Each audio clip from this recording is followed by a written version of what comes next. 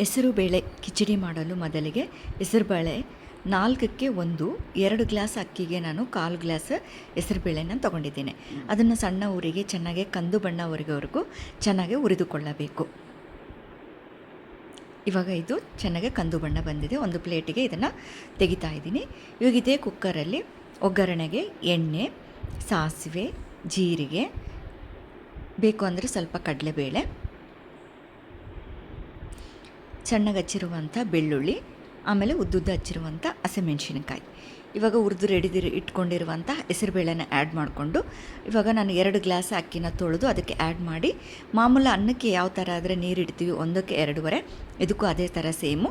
ಇವಾಗ 2 ಗ್ಲಾಸ್ಗೆ ನಾನು 5 ನೀರನ್ನು ಹಾಕಿಬಿಟ್ಟು ಸ್ವಲ್ಪ ಉಪ್ಪು, ಒಂಚೂರು ಅರಿಶಿನ ಹಾಕಿಬಿಟ್ಟು ಚೆನ್ನಾಗಿ ಕಲಿಸಿ, ಇವಾಗ ಒಂದು 3ರಿಂದ 4 ವಿಸಿಲ್, 3 ವಿಸಿಲ್ಗೆ ಹೊಡಿಸ್ಬೇಕು.